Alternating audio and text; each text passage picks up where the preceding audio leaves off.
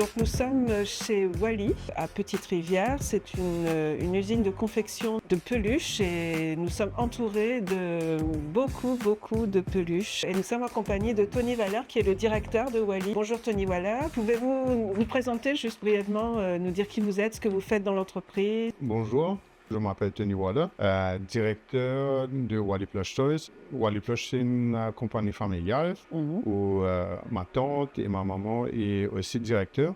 Chacun a son rôle ici. Ma maman, qui était la directrice en chef, maintenant elle se retire doucement. La compagnie a été créée par mon père et ma maman. Travaillait avant dans une autre compagnie de peluches, compagnie allemande, parce que la compagnie a décidé de bouger. Eux, ils voulaient rester ici à Maurice. Et là, ils ont créé Wally Plush Toys. Mon papa était ingénieur dans la production aussi. Et là, il a été envoyé ici par une compagnie allemande pour créer une usine. Et au départ, c'était Suzy Toys. Wally Plush a été créé, c'était en 89, c'est ça? On était encore dans le boom du textile. Je crois que c'était surtout pour exporter des peluches. Oui. On fabriquait, c'était de la sous-traitance en quelque sorte. Ou... La sous-traitance, oui, beaucoup de sous-traitance. On faisait des modèles pour les marques allemandes, françaises, plutôt européennes. On faisait aussi un petit peu pour le marché local. Et à cette époque, c'était un petit peu plus compliqué parce que les usines qui ont été créées pour l'exportation ne pouvaient pas trop vendre sur le marché local. Oui, c'est ça, vous aviez le statut zone franche, quoi. Exactement. D'accord. Donc du coup, à partir d'un certain moment, vous vous êtes orienté plus vers le marché local. Oui. Est-ce qu'on achetait beaucoup de peluches à Maurice?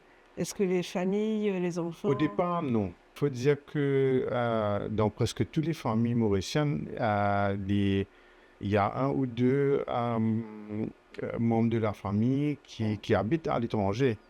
Et alors, quand ils viennent ici et ils voient notre produit, ils comparent et ils savent aussi c'est quoi la qualité maintenant.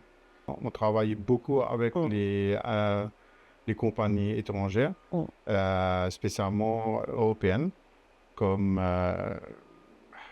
Jacquardy, Dior. Ah oui, on a des grandes marques. Steiff, et comme c'est produit selon les normes européennes. Et parce que aussi, ils travaillent beaucoup, on est obligé de travailler beaucoup en collaboration avec les laboratoires. On a beaucoup appris aussi comment faire des tests dans la compagnie même, pendant la production. Ce sont des tests vraiment simples, mais seulement efficaces. Pour savoir si c'est bon. La matière de bonne qualité. Exactement. Est-ce qu'il y a des matériaux qui sont fabriqués à Maurice ou pas? Presque toutes les matières premières qui sont en coton, on essaie de source à Maurice. À Maurice. Peut-être ça peut être intéressant de vous expliquer pour les gens, pour les consommateurs, c'est quoi une peluche de qualité? Comment on reconnaît une peluche de qualité? C'est quoi les critères? C'est vraiment important que la peluche, c'est vraiment dense. Dense et douce à la toucher. Parce que quelquefois, on voit des produits où j'ai juste besoin de pousser les poils et on voit l'intérieur du tissu. Les yeux, comme on a parlé, c'est vraiment pour des enfants. Ça, il faut que ce soit bien fixé. Exactement. Et comme je dis, avec les laboratoires, on a acheté une machine qui fait des poules tests. Et là, régulièrement, de la production, on retient un échantillon et on fait le poules test. C'est pas que les yeux, c'est aussi vraiment les bras ou bien des pièces qu'on sait qui est susceptible d'être détaché, quoi. C'est ça, sensible. Là, on fait des tests. Comme si c'est à 10 newtons. 10 newtons, c'est équivalent de 10 kilos. OK. Pour 10 secondes. D'accord. Et nous, qu'est-ce qu'on fait? On tire 13 à 15 kilos, juste pour voir vraiment comme ça. Pour être sûr que... Pour être sûr, et aussi si on doit vraiment corriger quelque chose. En fait, l'objectif, c'est que le bébé ou l'enfant n'avale pas, c'est ça? N'avale pas des morceaux de la peluche. Comme si que quand il est mort, ou bien quand parce qu'on sous-estime vraiment la force d'un enfant. Oui. Et parce que ça peut vraiment... C'est pas juste que l'enfant va tirer là-dessus. Imaginez que vous avez 2 enfants à la maison qui sont en train de se bagarrer pour une peluche.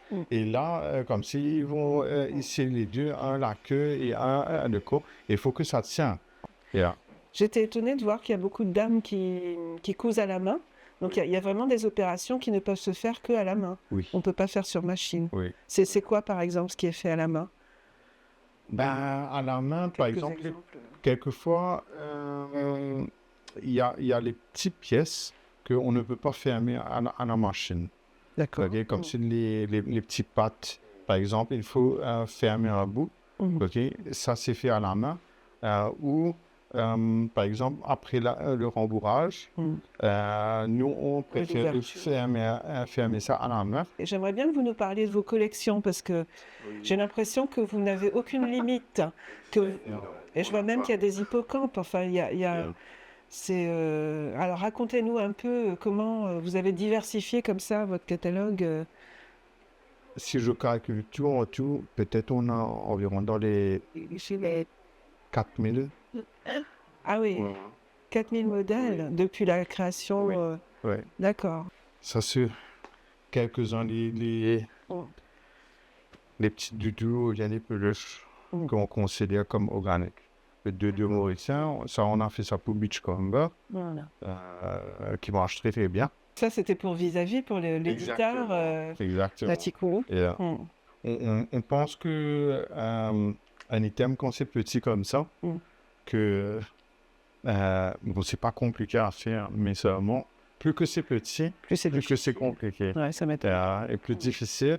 Et aussi, bon, là aussi, le prix. Il y a quelquefois, les gens, ils ne comprennent pas. Comme c'est un petit doudou et il y a un doudou moyen, mais pourquoi il n'y a pas grande différence de prix? Mais au fait, c'est la main-d'œuvre qui coûte. La matière, ça ne coûte pas beaucoup. Je comprends. Ça, c'est des marionnettes qu'on a créées pour une compagnie allemande. Et comme si eux, ils fabriquent que les marionnettes. C'est génial.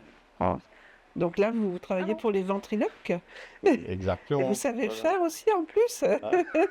Bon, j'essaie. Avec mon enfant, j'ai essayé un petit peu. Maintenant, elle est devenue grande, mais bon. Ben, comme j'ai dit, comme si on a essayé de créer vraiment les univers. Okay? Et là, c'est un des univers qu'on a fait, qui est Fancy Animals. Mais aussi, là, on a fait Fun Land Animals, mais seulement avec les animaux locaux, comme des îles de la mer. Ben, il y a l'hippocampe, il y a la tortue de mer, l'octopus. Voilà. Trop sympa. Bien à l'ermite. Voilà, bien à l'ermite. Le petit chauve-souris, la tortue, l'escargot. Le coupa. Bah oui. Un steich. Comme c'est très traditionnel. Et bon, on dit que c'est eux qui ont aussi inventé le teddy bear. Ah oui? Ok. Bon, l'histoire dit que c'est la personne qui a commencé Steiff, c'était Margareta Steiff. Et là, elle est partie pour une fois en Amérique. Si je ne me trompe pas, c'était New York même, où il avait Teddy Roosevelt, qui a visité la fois. Et là, il a pris un ours dans sa main, Margareta Steiff. Margareta Steiff, après, a fait un teddy bear. Après ça, teddy bear. C'est vraiment fabriqué très traditionnel. Mais là, la peluche, elle est très spéciale parce qu'elle miroite. La peluche, c'est du mohair. C'est fabriqué en Allemagne, les matières premières. Le jean, par exemple, ça, c'était les 100 ans de la marque. D'accord. Et ce sont les cristaux de Swarovski. Ils font aussi les gammes pour bébés. Mais seulement... Là, c'est plus pour la collection, ça, c'est pour collectionneurs. Ouais, ça m'étonne. Pour les collectionneurs. Et là, comme s'ils ont des os qui coûtent comme 600 jusqu'à 5000 euros. C'est le renne du Père Noël, peut-être même. Et après, C'est super. comme si on a une housse qui est très particulière aussi. C'est une housse polaire Mhm. qui est de Steiff aussi. Et quand ils ont pu rentrer dans le Titanic, Mhm. ils ont récupéré un os, même modèle, Ah ouais, dans le Titanic. Et d'accord. là, ils ont retiré, parce que Steiff, comme s'ils gardent vraiment tous leurs modèles, et ils ont décidé de retirer le modèle, comme si Une édition une limitée. édition Ouais. limitée de ce BL-là. Qu'est-ce que vous avez envie de dire aux enfants de l'île Maurice pour... Acheter mauricien. Ah, et oui, c'est vrai, on n'a pas parlé de ça. Et, Oui, et, justement. et, Justement, je crois que c'est une des particularités de Walipluche, c'est de faire travailler des Mauriciens. oui, Vous n'avez pratiquement pas on n'a pas. vous n'avez pas d'ouvrières étrangères. Tous les Ouais. ouvriers chez Mm. nous sont mauriciens, 100% mauriciens. Bon, pour moi, personnellement, vient aussi les autres, je parle aussi pour les personnes qui travaillent avec moi, que c'est toujours fascinant de la création, Mhm, de voir ça sur papier, mhm. et après, à la fin, de voir ça venir en 3D. Ouais. Et tout s'est fait à la main. Mm. Oui, on utilise les machines à plat, Bien pour sûr. coudre, Mm. des machines pour couper, mais quand même, ça, on a besoin vraiment des petites mains Mm. pour faire tout ça. Et vous avez combien d'employés? On a environ maintenant une cinquantaine de personnes D'accord. qui travaillent. Donc il y a 50 personnes qui travaillent pour le bonheur des enfants. Oui. Et les puis- adultes ouais. aussi. Quelquefois, ouais. Mm. Bah, merci beaucoup de nous avoir accueillis dans votre caverne d'Ali Baba. Merci à vous d'être venus.